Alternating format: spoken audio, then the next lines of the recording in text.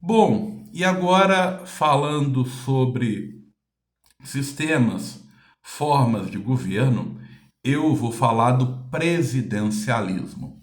O presidencialismo tem como grande referência os Estados Unidos da América. Para alguns, o presidencialismo é uma versão republicana para a monarquia limitada. No presidencialismo existe uma independência recíproca entre poderes.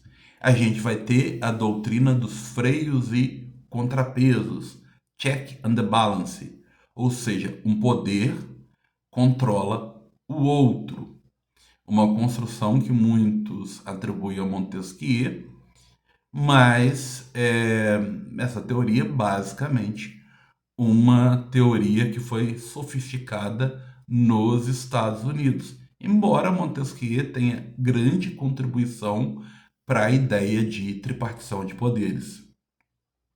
No presidencialismo, o chefe de Estado e o chefe de governo se concentram numa única pessoa, o presidente da República, que é eleito, tem mandato fixo.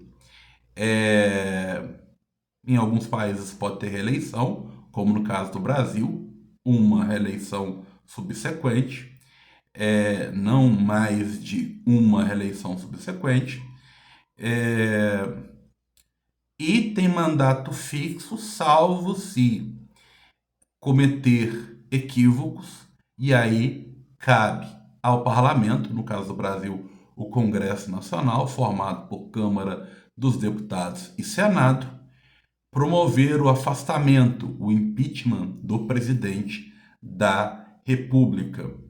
Agora, o presidencialismo apresenta seus problemas. Eu falei de problemas do parlamentarismo, eu vou falar de problemas do presidencialismo. Muitos apontam que no presidencialismo, é, na verdade, o presidente ele é o dono de do partido político que ganha. Ele é a figura central do partido político que ganha. E nas campanhas presidenciais, é, os discursos, os programas de governo, as promessas não são tão impactantes. Por quê? Porque os partidos, ou a coalizão, ou a federação que gerou a eleição de um presidente da República acaba sendo muito opaca e sem personalidade. Existe muito o culto do presidente da República como o grande salvador da pátria, uma espécie de sebastianismo. O Paulo Bonavise diz que no presidencialismo há um grande erro. Espera-se muito do presidente da República e ele não tem todos os poderes ou total competência para cumprir todas as promessas que ele faz. E para ascender à presidência da República, o processo eleitoral acaba sendo extremamente corrompido. O processo eleitoral, a busca e a preservação de poder, e aí quando eu falo em preservação de poder, eu falo em mantença de mandato e reeleição, são movidas por mecanismos nada republicanos. No Brasil, hoje, não há financiamento de campanha por empresas, pessoa jurídica. O financiamento é público, pode existir doação de pessoas físicas. Mas, ainda assim, as eleições ficam muito caras. Ganhar a presidência da República fica muito caro. Tem alguns pactos que não podem ser rompidos com os financiadores de campanha. Eles vão querer um naco do poder. Partidos que fizeram parte da coalizão ou que vão garantir a sustentabilidade do presidente, eles querem cargos, ministérios, emendas. pitacos no orçamento. E isso tudo não vai gerar um regime, uma forma de governo totalmente republicana. A gente vai ter corrupção, a gente vai ter uma versão abrasileirada, por exemplo, do São Francisco de Assis. É dando o que se recebe, mas de um jeito nada santo, eu diria. Por muito tempo, vigorou a ideia de que o Brasil é uma ideia, por exemplo, do pensador cientista político Sérgio Abranches, que o Brasil vivia um presidencialismo de coalizão. Partia-se da ideia de um descrédito do legislativo, acusado de ser subserviente aos excessos do executivo, desde que sejam beneficiados, ou seja, desde que sejam contemplados com cargos, ministérios, emendas, presentinhos, orçamento secreto, mensalão, petrolão e por aí vai. Nesse tipo de construção, não há uma real preocupação com o interesse público, mas sim com ganhos pessoais, ganhos privados, ganhos para o partido, perpetuação no poder e atender aos comprometimentos daqueles que financiaram campanhas.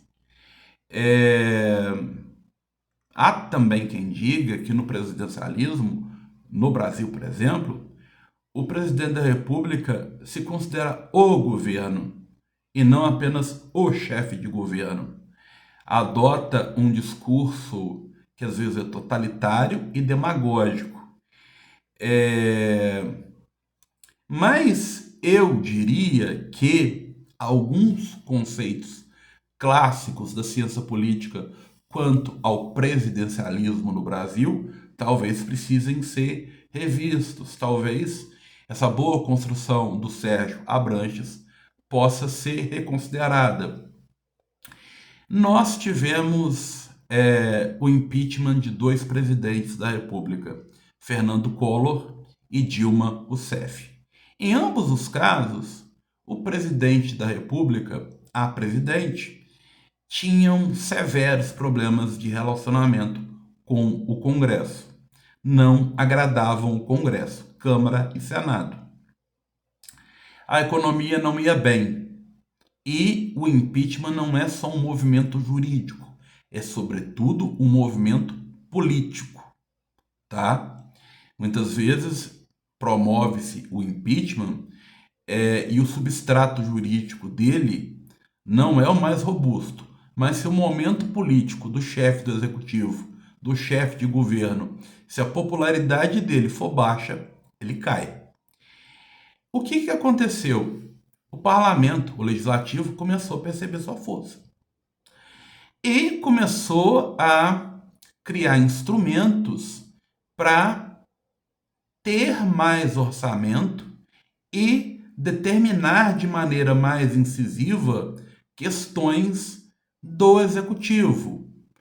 As emendas impositivas, as emendas PIX, o antigo orçamento secreto, que nem é tão antigo assim, ele não caiu completamente, as emendas de comissão. O fato é que a cada votação de orçamento, o legislativo exige mais e mais e mais, e o executivo é obrigado a recuar, porque se ele perde o apoio das grandes bases do legislativo, dos grandes grupos do legislativo, que são extremamente corruptos e fisiologistas, esse governo perde sustentabilidade política. Então, ele é obrigado a fazer concessões, e o Maquiavel já dizia, governar com os grandes é difícil, porque a ganância deles é imensa. Eles vão querer sempre cada vez mais cargos, ministérios, ingerência nas decisões do executivo, cada vez mais orçamento e liberação de verbas. Então, há autores que hoje falam que o Brasil vive um semipresidencialismo e um dia desses, o ministro do STF, Gilmar Mendes, que é cheio de opiniões fortes, falou que o Brasil vive de uma maneira velada um parlamentarismo. Agora é preciso explicar, eu já falei um pouco disso, que o projeto de Constituição brasileira e o início das discussões da Assembleia Nacional Constituinte caminhavam para um parlamentarismo. Só que forças mais conservadoras, elas determinaram um presidencialismo. Então a gente tem dispositivos na Constituição que são típicos do parlamentarismo e dispositivos da Constituição típicos do presidencialismo. Uma bagunça. Mas essa bagunça a gente tem que se organizar dentro dela. Lógico que eu estou fazendo uma apresentação sintética, não esgoto o tema, recomendo leitura de grandes obras de ciência política. Essa é uma apresentação resumida, típica para contextos de aulas de graduação ou provas de OAB ou concursos com menos exigência em matéria jurídica ou edital menos extenso. Por isso, sou mais sintético e talvez divago menos, sou mais direto, menos completo. Mas é isso.